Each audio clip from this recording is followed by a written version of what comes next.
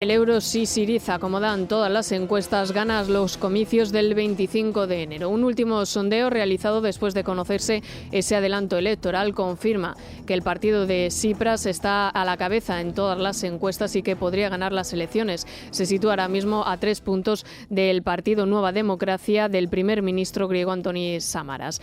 Conseguiría hasta un 30% de los votos. Syriza ha insistido además este fin de semana en que es necesario hacer una quita en Grecia, por lo tanto supondría el impago de nuevo de la deuda. Es una propuesta que había rebajado en las últimas semanas para de esa manera intentar conseguir más votos, pero que de nuevo ahora rescata diciendo que es necesario que les perdonen la deuda a los griegos, algo que ha llevado a que el gobierno de Angela Merkel, según publicaba este fin de semana el diario Der Spiegel, haya dicho que van a salir del euro si efectivamente se confirma esa victoria de Syriza, porque además creen que esto no afectaría al resto de países ahora mismo de la zona euro. Eso sí, Grecia parece que podría seguir perteneciendo a la Unión Europea, pero ya con una moneda distinta.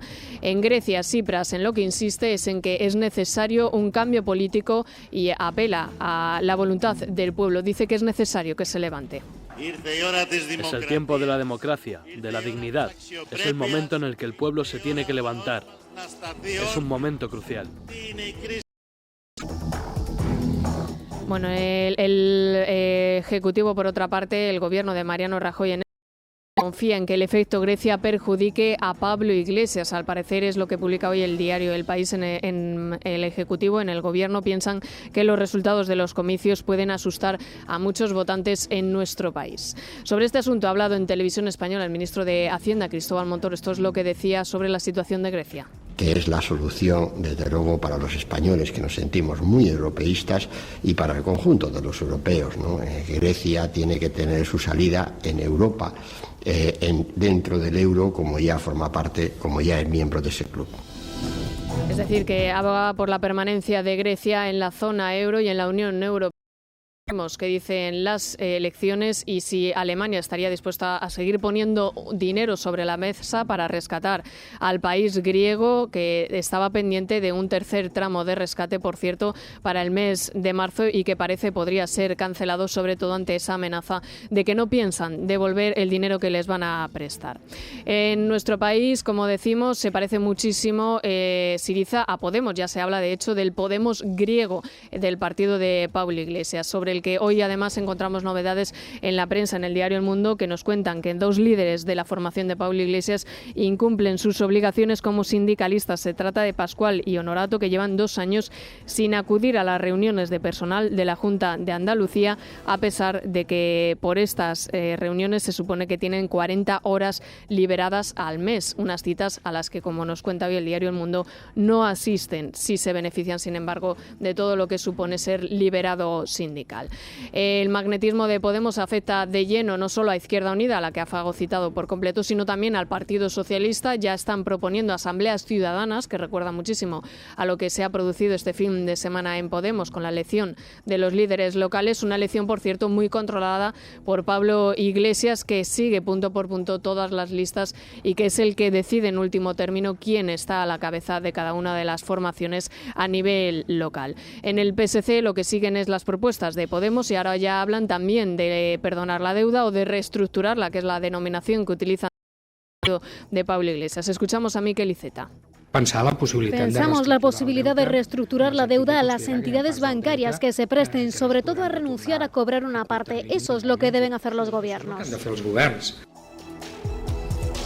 Bueno, y con el Partido Popular en Cataluña, ¿qué podemos contar? Que dicen directamente que quieren un acuerdo con estos, con los que dicen que es necesario reestructurar la deuda, con los socialistas, y que incluya también a Ciudadanos, pero también a Unió. Escuchamos a Enric Millo. El Partido Popular catalán, obviamente, pero también el Partido Socialista de Cataluña, Ciutadans, Unió Democrática de Cataluña, son partidos que defienden o defendemos modelos sociales distintos, y por tanto hay muchas cosas que nos separan, pero hay algunas cosas que nos unen, como es precisamente ese trabajo por una Cataluña próspera, unida, con justicia social, y que forme parte de una España que sea competitiva en el mundo. ¿Por qué no hacemos una reflexión todos juntos, de manera tranquila, pausada, sin condiciones previas, sin prejuicios, pero una reflexión positiva? Un Partido Popular al que las encuestas sitúan en quinta o sexta posición en Cataluña, en un nivel similar al del País Vasco, que ha llevado incluso a la líder de esta formación en la comunidad, Arantxa Quiroga, a decir que o el PP renueva su proyecto o irá a una lenta agonía. Los sondeos son algo mejores a nivel nacional. El diario La Razón publicaba uno este fin de semana que daba 120 que se situaría en primera posición, aunque eso sí cae de manera estrepitosa desde los 186 escaños que tiene en la actualidad. Los socialistas de Pedro Sánchez seguirían también perdiendo apoyos y obtendrían como mucho 90 diputados. Podemos está a solo 2 décimas de los socialistas, aunque eso sí baja en el número de escaños y se situaría en 77 diputados, nada menos. De esta manera se estrenaría en el Parlamento español. Pierden apoyos Izquierda Unida y UPyD, un punto porcentual cada uno, y Ciudadanos entraría con hasta 2,8% en el Parlamento, lo que supone un total de 7 escaños. Federico Jiménez dos Santos escribe hoy en el diario El Mundo precisamente sobre la situación del Partido Popular en un artículo que titula La derecha muerta. Dice el director de este programa que lo peor para España no es que en la izquierda triunfe un proyecto político con claros visos de hegemonía que recoge lo peor del comunismo académico y lo más estúpido del tercermundismo. Lo terrorífico es que en la derecha política que Aznar unificó en el PP y que debe ser el contrapeso de la izquierda ha desaparecido hasta la más leve sombra de un proyecto intelectual capaz de sobrevivir a la pérdida de poder. Concluye el artículo afirmando que hay tumbas muchísimo más confortables en Egipto que el futuro de la derecha después de Rajoy. Le recomendamos también, por cierto, otro artículo de Federico Jiménez dos Santos en Libertad Digital, en De Domingo a Domingo. Escribe sobre Benito Pérez Galdós, el novelista español, en un artículo que titula España Galdós, coincidiendo además con el aniversario de su fallecimiento en el año 1920, que fue el 4 de enero, y también con su funeral, que fue un 5 de enero, como hoy, al que asistieron cientos miles de personas en la capital, en Madrid. El resto de noticias de la jornada, pasando entre otras cosas por las cifras de paro, las repasamos con la ayuda de Vanessa Vallecillo y Silvia Ribeiro. En menos de una hora conocemos los datos del paro correspondientes al mes de diciembre de 2014. Según el diario La Razón, las previsiones son positivas y los expertos dan por seguro que el mes pasado el número de parados en nuestro país se redujo en más de 50.000 personas. De esta manera, la cifra general de parados en España estaría por debajo de los 4.512.000 desempleados registrados el pasado mes de noviembre. El indicador más importante, el de la afiliación a la Seguridad Social, que mide la creación real de empleo, también subiría, registrando 253.000 altas nuevas hasta superar los 16.700.000 afiliados. De confirmarse estos datos, sería la mayor caída del paro en 16 años. Los sindicatos policiales han convocado a las 11 de la mañana una manifestación silenciosa en toda España por el policía fallecido el viernes al ser arrojado a las vías del tren por un inmigrante al que intentaba identificar. En un comunicado critican con dureza la cúpula de Interior por no acudir al funeral. Dicen que esta práctica, además de irrespetuosa, es habitual en las despedidas oficiales de compañeros asesinados. Las 3 organizaciones sindicales han reclamado medidas como que las banderas onden a media asta cuando muera un compañero en acto de servicio. El secretario general del Sindicato Independiente de Policía, Alfredo Perdiguero, asegura que se sienten desprotegidos. Este señor hace 6 meses intentó arrojar a otro compañero a la vía, por tanto sabía lo que hacía, quería hacerlo y por desgracia los jueces, una vez más, no nos han protegido en nuestro trabajo y se ve como al final, por desgracia, morimos defendiendo los derechos fundamentales de todos los ciudadanos. Y como ha dicho el cura, no somos necesarios, somos fundamentales. El agresor tiene 27 años, es de Costa de Marfil y acumula 9 antecedentes policiales por amenazas, robo con violencia, resistencia y desobediencia. Además, había sido arrestado por infringir hasta en 2 ocasiones la ley de extranjería. Investigan ahora si esta persona fue la misma que intentó arrojar a otro agente a las vías hace unos meses en la Estación de Sol. Además, ayer fallecía Jesús Oliveros, otro policía que hace 2 años recibió una brutal paliza en el metro de San Juan de Aznalfarache, que derivó en un tumor en el cerebro. Recordamos que también hace unos meses en Galicia otra policía fallecía de un disparo cuando intentaba impedir un robo en una sucursal bancaria. También fue muy polémico sin duda ese suceso y los sindicatos denunciaron falta de medios, decían que no había chalecos específicos para las agentes y que esto provocó que fuera completamente desprotegida a un intento de robo a una sucursal bancaria que derivó en su fallecimiento. Por cierto que sobre el asesinato, podríamos decir, del policía que fue arrojado a las vías del tren, Podemos Anchuelo dijo a través de su cuenta de Twitter que esto se debía a la represión policial, justificando casi ese asesinato de la gente. Inmediatamente, por cierto, desde la formación Podemos a nivel nacional, Errejón decía, cuando ya se generaba la polémica, que esta cuenta no tiene nada que ver con su partido, pero el caso es que sigue todavía activa en Twitter. Les hablamos ahora de otro asunto, del cumpleaños del rey Juan Carlos, el primero que se produce después de su abdicación. El rey don Juan Carlos cumple hoy 77 años. Es el primer cumpleaños desde su abdicación y tiene lugar la víspera del discurso de la Pascua Militar, uno de los momentos físicos más delicados que ya el pasado año le obligó a tomar la decisión de pasar a su hijo el peso de la corona.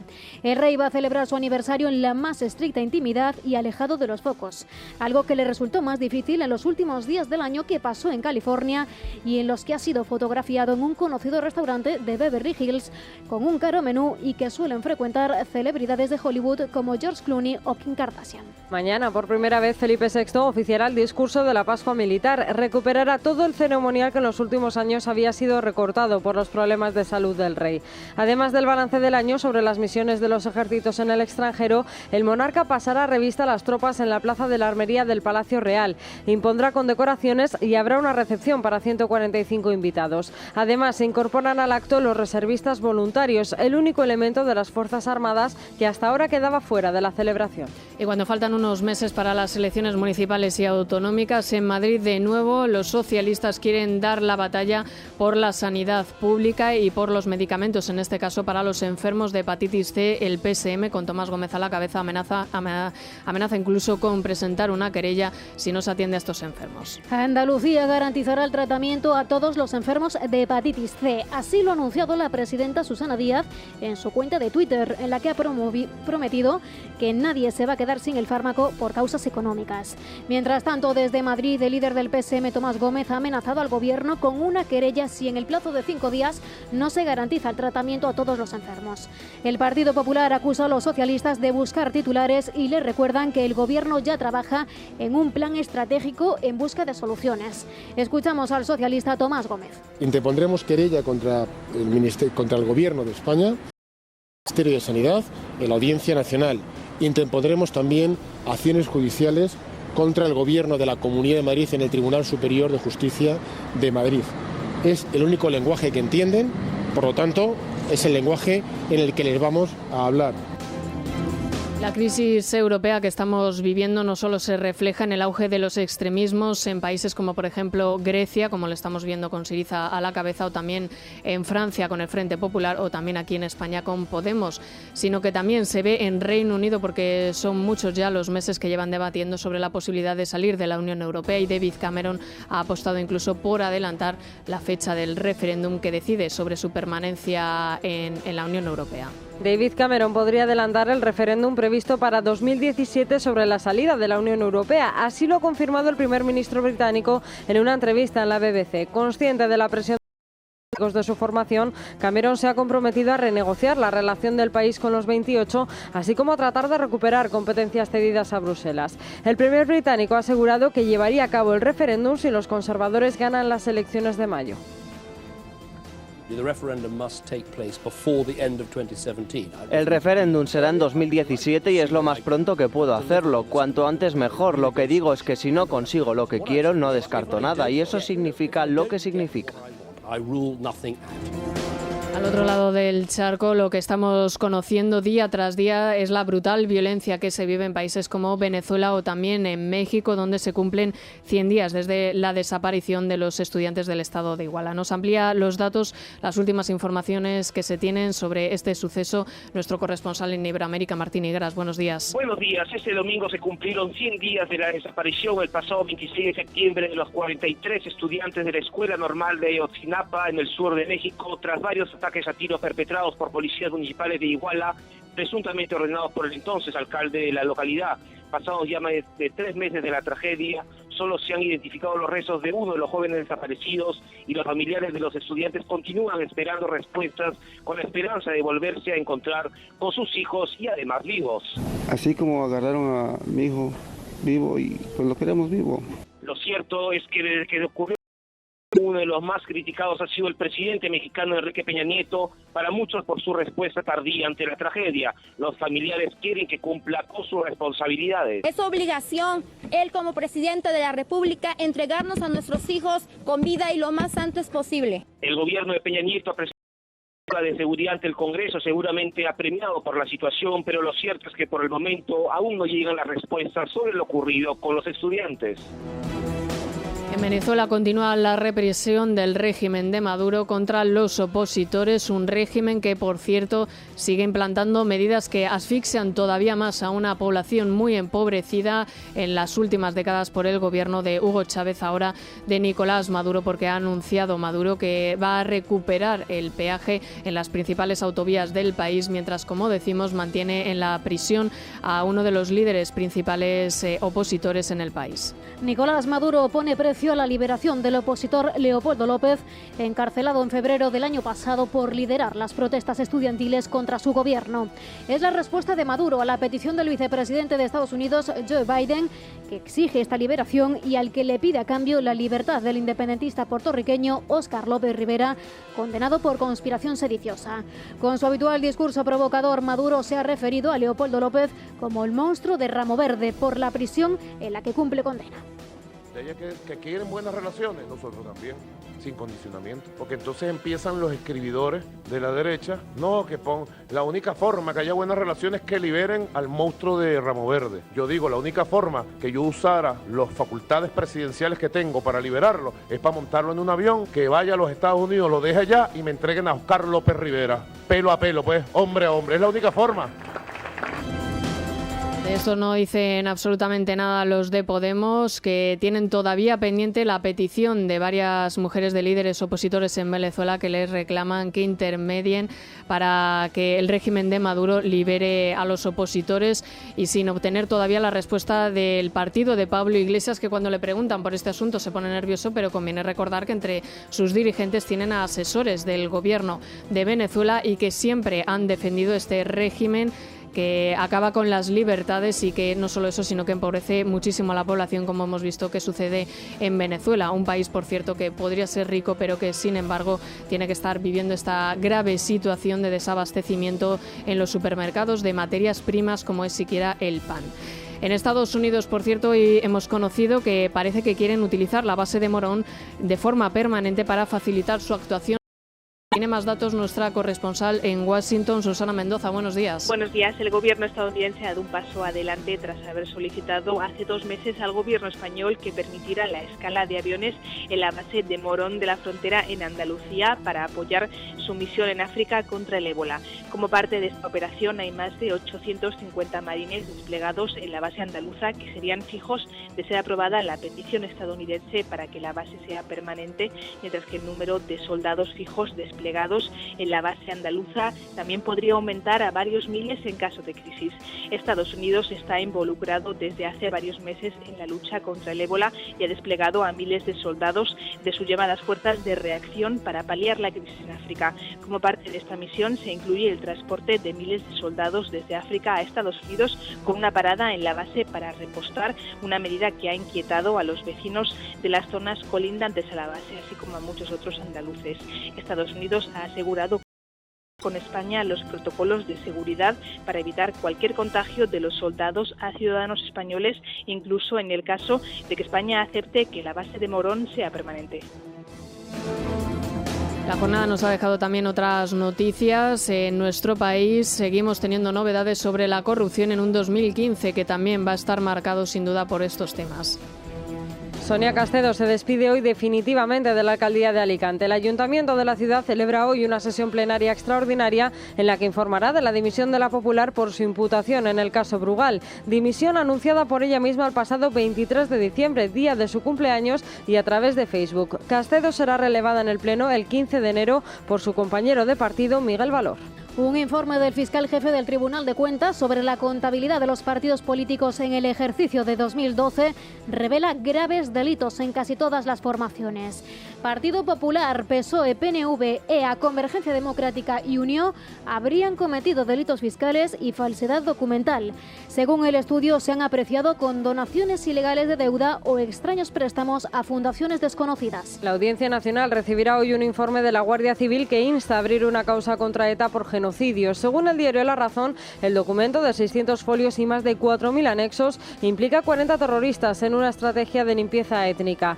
En el mismo diario, Consuelo Ordóñez, presidenta de Covite, anuncia que pedirán al Tribunal de la Haya que investigue este informe. Por su parte, la Asociación de Víctimas del Terrorismo saldrá a la calle el día 24 para exigir al Gobierno un cambio en sus políticas antiterroristas. El portavoz del Partido Popular en el Congreso, Rafael Hernando, se posiciona en contra de las últimas excarcelaciones de etarras. Y a veces hay decisiones judiciales que no se entienden. Y no es que no las entienda el Gobierno, es que no las entienden los ciudadanos. Creo que no hay nadie, o hay muy pocas personas en este país que estén de acuerdo en que determinados terroristas estén en la calle en base a una interpretación más favorable del cumplimiento de unas penas, que además no es la interpretación que sobre esa directiva europea ha hecho el propio legislador. Bueno, credibilidad pierden los del Partido Popular criticando la excarcelación de terroristas cuando fueron ellos quienes sacaron a Bolinaga, cuando fueron los que permitieron que la derogación de la doctrina Parot acabara con decenas de terroristas en la calle y también con violadores y asesinos en serie, y cuando conocían perfectamente, porque se sabía desde hace años, que esa directiva europea iba a permitir que salieran etarras de las cárceles en aplicación de esa ley que exige que se contabilicen las penas que han cometido en otros países en el extranjero, con lo cual podrían haber emitido una ley española para impedirlo hace ya muchísimos años, y esperaron hasta el último momento, en el que, por cierto, la Audiencia Nacional no es que haya facilitado mucho las cosas para las víctimas del terrorismo, todo lo contrario, ha favorecido en este caso la peor de las opciones, que es que salieran de prisión los terroristas, contabilizando, como decimos, esas penas que han cumplido en otros países. Y hoy encontramos también novedades sobre el terrorismo, pero en este caso del IRA, y que podría estar actuando también en nuestro país a través del narcotráfico. La Audiencia Nacional investiga a exmiembros del IRA por blanquear en nuestro país dinero procedente del contrabando de tabaco. La Policía Nacional ya ha detenido a 7 personas en Canarias, Málaga y Alicante, acusadas de contrabando, blanqueo y financiación del terrorismo. Entre ellos está el veterano del IRA, Leonard Hardy, al que Pablo Ruz ha enviado a prisión bajo fianza de 250.000 euros. También hay un abogado español entre los arrestados. El contrabando de tabaco genera en Irlanda beneficios de 90 millones de euros con la venta de entre 150 y 200 millones de cigarrillos. Fomento inaugurará este 2015 1.000 kilómetros de AVE, coincidiendo con las 2 citas electorales, autonómicas y generales. El tren de alta velocidad llegará a 10 nuevas ciudades de Castilla y León, Galicia, Murcia y Andalucía. La apertura de los nuevos tramos consolidará a España como el segundo país del mundo con la red más larga de AVE, conectando 40 ciudades y alcanzando los 4.000 kilómetros de alta velocidad. Miles de niños esperan la llegada esta noche de los Reyes Magos. Por la tarde desfilarán por las calles españolas en las cabalgatas que se han preparado a lo largo de todo el país. En la de Alcoy, con más de 130 años de antigüedad, participan casi 1.500 personas. Ayudados de escaleras, más de 400 pajes negros volverán a subir a los balcones del recorrido para entrar en las casas y sorprender a los más pequeños. En total repartirán unos 1.200 kilos de caramelos. La fiesta es bien de interés cultural inmaterial desde 2012. Canal Sur ha pedido disculpas al 500.000 de andaluces que en Nochevieja se quedaron sin comer las uvas, pero lo ha hecho a su manera. El ente público ha preparado un anuncio en el que aparecen los presentadores Manolo Casal y Modesto Barragán en una carbonería, respondiendo a las llamadas de los telespectadores que se quejan de lo ocurrido. Todos piden que los Reyes Magos traigan carbón a Canal Sur. Manolo, otros 20 kilos de carbón para Canal Sur. Apúntalo ahí, apúntalo ahí. Con esta pesada de carbón que yo le vamos a dar a los Reyes Magos las uvas, ¿eh? Las uvas es lo que teníamos que haber hecho como Dios manda y no estaríamos como estamos. De luego, otra llamadita. Dígame, hombre, la familia de la pajarita. Ya sabía yo que iban a llamar a ustedes. Claro, ya le he visto por redes sociales. Nada, ahí van otros 50 kilos, marchando. Escúchame. De la familia de la pajarita, marchando 50 kilos. Y yo, de Almería han llamado, que allí están buenos, ¿eh? De Almería han llamado 20.000, Manolo. 20.000. Y de Cádiz, en Cádiz tienen que estar con las carnes abiertas, que vamos ahora para hacer los carnavales. Bueno, Conviene recordar que fue un incidente que provocó que muchas familias que estaban siguiendo las uvas en Nochevieja a través de Canal Sur no pudieran tomárselas correctamente porque se interrumpió la emisión hasta en 2 ocasiones por la publicidad y que esto provocó de hecho que dimitiera el director de emisiones del ente público andaluz. Nos vamos a volar y lo hacemos como siempre con Iberia. Silvia. A pedirles que presten especial atención al mensaje que queremos darles, porque hoy, Día de Reyes, les vamos a pedir que se tomen un momento para pensar en los niños, para quienes los Reyes no llegan nunca. Si desean contribuir a mejorar su vida con Iberia, es muy sencillo. Con un simple clic, cada vez que compre un billete en iberia.com, podrá hacer un pequeño donativo a favor de UNICEF, gracias a una plataforma desarrollada por Amadeus. Todos los fondos recaudados van a ir a parar a proyectos de supervivencia infantil de UNICEF. Con muy poco dinero, Maite, se puede hacer mucho. Pues es cierto, conviene en estas fechas también acordarnos de aquellos que no pueden tener regalos y ser solidarios. Nos vamos enseguida a la tertulia. Vanessa, ¿cómo pueden participar los oyentes en ella? Pueden dejarnos su opinión en nuestro contestador, el 91 409 0503, 91 409 0503, en nuestro Twitter, @eslamanana de FJL, o enviándonos un email a eslamanana@radio.fm. El ganador del lote de productos Lola que sorteamos cada día es César Fernández, de Madrid. Enseguida comenzamos ya la tertulia. Feliz Navidad. Es Radio. ¿Qué tal, doctor?